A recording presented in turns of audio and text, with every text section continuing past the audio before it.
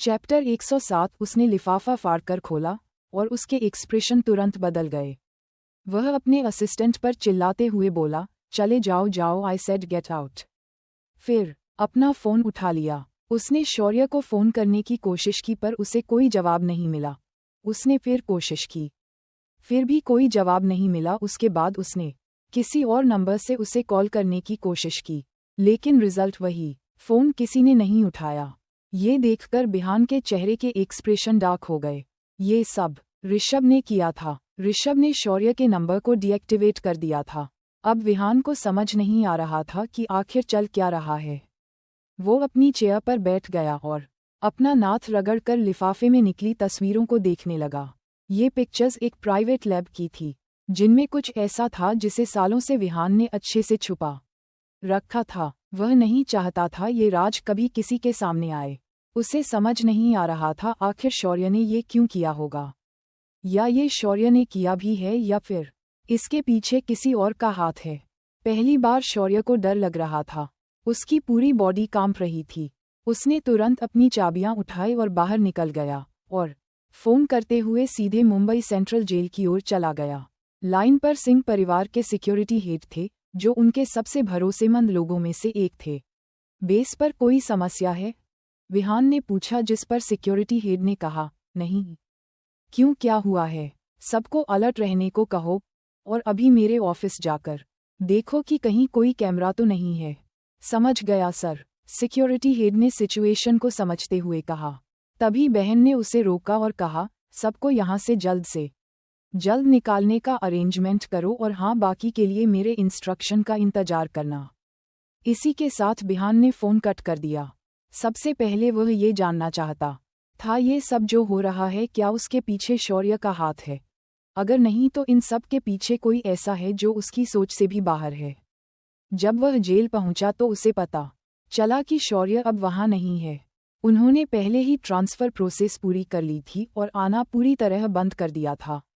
ये सुनते ही विहान के चेहरे पर उदासी छा गई। तभी वहां डिप्टी वार्डन आ गया और उसने हल्के से मजाक करते हुए विहान से कहा, मिस्टर सिंह, क्या आप कोई और प्रिजनर की तलाश में आते हैं? सिंह फैमिली के अफेयर्स ज़्यादातर शौर्य की बजाय डिप्टी वार्डन ही संभालता था, जिस पर विहान ने मना करते हुए शौर्य के बारे में इंक्वायरी की। तभी डिप्टी वार्डन ने भौहें चढ़ाते हुए कहा, मिस्टर सिंह, आजकल आपका आना जाना जेल में कुछ ज़्यादा ही हो रहा है। डिप्टी वार्डन की बात को इग्नोर करते हुए विहान ने पूछा, क्या आप जानते हैं कि शौर्य कहाँ रहता है? जिस पर डिप्टी वार्ड ने उसके विला का पता विहान को दे दिया। अपने प्रश्न का उत्तर मिलने के बाद वह जाने के लिए जैसे ही मुड़ा तभी रुकते हुए बोला, सिएरा को यहाँ कैद किया गया था, है ना? तारांकन। हाँ, वार्डन ने जवाब दिया। डिप्टी वार्डन को नहीं पता था कि वह क्यों पूछ रहा है, लेकिन फिर भी उसने जवाब दिया। उसने कहा, अगर आज बॉर्डर नहीं होते तो ही शायद सिया जिंदा होती। उसे तो बहुत पहले ही मरने के ऑर्डर मिल चुके थे। कई बार ऐसा हुआ जब वह उसे यहाँ से बाहर ले गया मारने के लिए, लेकिन हर बार शौर्य सर उसे बचाकर वापस ले आते। तभी विहान ने अपने फोरहेड पर रगड़ते हुए पूछा, किसके कहने ये गया था? जिस पर डिप्टी वार्डन ने अपने कंधे उसका दिए और कहा, पता नहीं, उसे करने और परेशान करने के लिए किसी ने पैसे दिए थे। मैंने पता करने की कोशिश भी की थी, लेकिन बस इतना ही पता चल पाया था कि वो उसकी फैमिली की कोई अडॉप्टिव डॉटर थी। मल्होत्रा परिवार का स्कैम बहुत बड़ा था, इसलिए उसने इसके बारे में बहुत कुछ सुना था।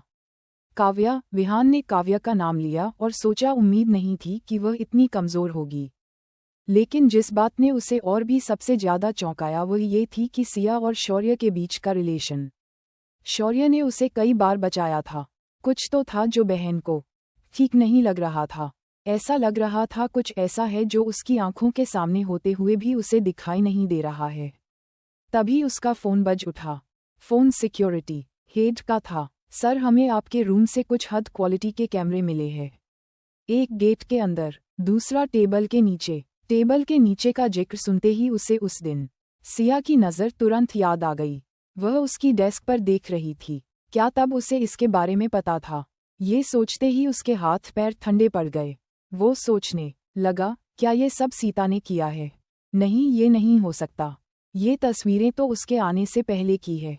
तभी कुछ सोचते हुए उसने सिक्योरिटी हेड से कहा, तुरंत उस जगह को खाली कर दो और जरूरत पड़े तो सब कुछ खत्म कर दो, कोई सबूत नहीं बचना चाहिए। उद्धरण चिन्ह। फोन रखकर वह शौर्य के बोला की ओर तेजी से बढ़ गया। वह ठीक समय पर पहुंचा और देखा कि शौर्य एक सूटकेस लेकर उसके घर से बाहर निकल रहा है।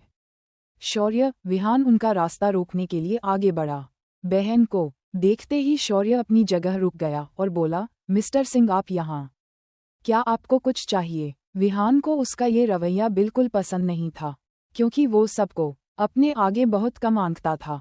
उसने शौर्य की प्रतिष्ठा के बारे में अफवाहें सुनी थीं और उसके साथ कुछ बार काम भी किया था, लेकिन वह अभी भी उसे समझ नहीं पाया था, जिस कारण हमेशा ही वह शौर्य को अपने लिए एक मुसीबत समझता था।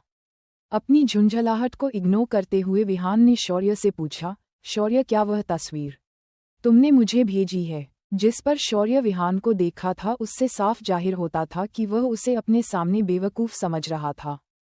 उसे ये देखकर अभी रेडिएशन हो रही थी, जिस पर शौर्य हंसते हुए बोला, मिस्टर सिंह अगर मैं आपकी जगह होता तो इतना टाइम ये जानने में वेस्ट नहीं करता कि यह मैंने भेजी है या किसी और ने, बल्कि ये देखा कि प्रॉब्लम से कैसे निकला जाए। उसका मतलब मेरा शक सही था, ये सब तुमने किया है। ये कहते हुए बहन की आंखें ठंडी हो गई। शौर्य, ये याद रखना अगर मैं फंसा तो तुम सबको लेकर फंसूंगा। विहान की बात सुनकर सॉरी ने कोई खास रिएक्शन नहीं दिया और कहा, मुझे नहीं पता मिस्टर सिंह आप किस बारे में बात कर रहे हो। मुझे तुम कुछ घबराई हुई से लग रहे हो। शायद तुम्हें डॉक्टर को दिखाना चाहिए। अगर तुम चाहो तो मैं कुछ अच्छे डॉक्टर तुम्हें सजेस्ट कर सकता हूँ। ये सुनकर बहन की सांस अटक गई, लेकिन शौर्य अभी भी उसे मुस्कुराते हुए देखे जा रहा था। उसका लहजा बेशक नॉर्मल था, लेकिन कुछ तो ऐसा था जिस कारण वह सांस भी नहीं ले पा रहा था। उसकी बॉडी उसे ठंडक को महसूस कर सकती थी। उसे तुरंत एक कदम पीछे खींच लिए। ये शौर्य मुस्कुराने लगा और बोला, अगर आपकी इंक्वायरी बस इतनी ही थी तो अब मैं चलता हूँ। वह कुछ कदम आगे बढ़ा और रुक गया और पीछे मुड़कर विहान को देखते हुए बोला, मेरा प्रपोज अभी भी वही है। अगर आपको डॉक्टर की जरूरत हो तो मैं आपको सजेस्ट कर सकता हूँ। ये कहकर वह अपनी सूटकेस को लेकर चल गया। विहान ने अपने दांत पीस लिए और मन ही मन गालियां दी। पागल! अब ये तो साफ था, शौर्य को तस्वीरों के बारे में पता था, लेकिन उसने ये तस्वीरें उसे नहीं भेजी थी। विहान के दिमाग में एक ही नाम कौन था, सिया। डिप्टी वार्डन के अकॉर्डिंग हो रिलेशन सिया और शौर्य के बीच था। तो ये हो सकता है जो तस्वीर उसे भेजी गई हो वह खुद सिया ने उसे भेजी हो। ये कोई बच्चों का खेल नहीं था और ना ही कोई एंटरटेन गेम। वो अब तक सिया को 2 बार अपनी प्राइवेट लैब पर ले जा चुका था। अब उसे सिया पर भरोसा करने के लिए खुद पर अफसोस हो रहा था। वो प्राइवेट लैब की ओर तेजी से पड़ा और साथ ही साथ अपने सिक्योरिटी को भी बार बार फ़ोन करने लगा, पर दूसरी ओर से उसे कोई जवाब नहीं मिला। उसकी धड़कनें तेज हो गई, उसे कुछ गड़बड़ का अंदाजा हो गया। उसका दिमाग तेजी से चलने लगा और अचानक से उसने अपनी गाड़ी एयरपोर्ट की ओर मोड़ दी, लेकिन आधे रास्ते में ही उसकी कार को जबरन रोक दिया गया। एयरपोर्ट की ओर जाने वाले हर रास्ते को बंद कर दिया गया। ये काम पुलिस का नहीं, बल्कि मिलिट्री फोर्स का था। उसे समय एक गहरी सांस लेते हुए उसने आंखें बंद कर ली और कहा, खत्म। अब सब खत्म हो गया। विहान ने कार घुमा दी। यदि वह ऐसा नहीं कर सकता था तो अब उसे अपनी कंपनी वापस लौटना होगा। लेकिन जैसे ही वह वहां पहुंचा, उसका सबसे बुरा डर हकीकत बन गया। उसने देखा कि पुलिस उसके पिता को हथकड़ी लगाकर घर से बाहर खींच रही है। ये देख उसके दिमाग ने काम करना बंद कर दिया और वो अपनी जगह जम गया। वहीं दूसरी ओर ऋषभ इन सारी सिचुएशन पर अपनी नज़र बनाए हुए था। उसने कहा, विहान अब सचमुच बहुत परेशान है। उसे नहीं पता कि अब वह कहाँ भागेगा। अरे रुको, लगता है वह हमारी तरफ आ रहा है। वह राघव की ओर मुड़ा। सिया ने ट्रैकर को देखते हुए शांति से कहा, वह मुझे पकड़ने आ रहा है। अभी के लिए उसे इग्नोर करो। वे पहले से ही जानते थे कि विहान क्या करने की कोशिश करेगा। मिलिट्री और पुलिस ने सब कुछ कवर कर लिया था। वह कहीं नहीं जा पा रहा था। जैसा कि उम्मीद थी, विहान की कार को फिर से रोक दिया गया। इस बार उसके पास वापस जाने का कोई रास्ता नहीं था।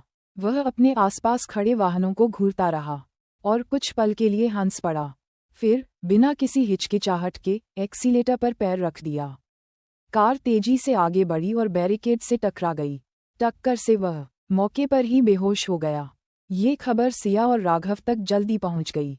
सिया ने भौहें चढ़ाईं और कहा, क्या कहा? उसने सुसाइड कर एक की कोशिश की है। जिस पर राघव ने अपना सिर हिलाया। जिस पर सिया ने कहा, वह मरने की कोशिश नहीं कर रहा है, वह टाइम लेने की कोशिश कर रहा है। उसने विहान के बारे में फिर कभी नहीं सोचा। लैब के बारे में क्या? कोई अपडेट? रुद्र वहीं है, ऋषभ ने कहा। उसी समय राघव का फोन बज उठा। एक छोटी सी बातचीत के बाद राघव सिया की ओर मुड़ा और कहा, तुम्हारा अंदाजा सही था। बेसमेंट में 2 फ्लोर के बीच एक छुपा हुआ फ्लोर था।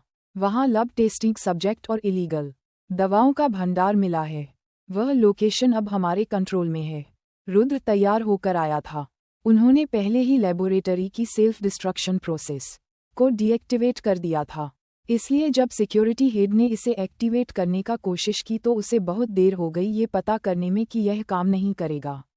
उस आदमी ने बाकी रिसर्चर्स के साथ भागने की कोशिश की थी, लेकिन सभी के साथ उसे भी पकड़ लिया गया। एक्सपेरिमेंट में शामिल सभी लोगों को गिरफ्तार कर लिया गया है। उद्धरण चिन्ह। मामला बहुत बड़ा था। इसने सिर्फ मुंबई को ही नहीं हिलाया, बल्कि यह दिल्ली तक पहुंच गया। एक ही दिन में पूरे देश में हंगामा मच गया। चारों तरफ न्यूज चैनल पर यही न्यूज चल रही है। क्या आपने आज की न्यूज़ देखी? सच में बहुत डरावनी है। अवैध प्रयोग। वे सभी बेचारे जानवर। कोई इतना क्रूर कैसे हो सकता है? जानवर तो एक बात है, लेकिन क्या आपने देखा कि कितने लापता लोग इसमें शामिल थे? उन्होंने इसके लिए असली इंसानों का इस्तेमाल किया। ये किसी हॉरर फिल्म जैसा है। उद्धरण चिन्ह। क्या होगा आगे जानने के लिए सुनते रहिए मेरी कहानी का अगला एपिसोड। और कमेंट करके बताइए मेरी स्टोरी आप लोगों को कैसी लगी। लाइक कीजिए, शेयर कीजिए, कमेंट कीजिए और सब्सक्राइब करना ना भूलिए।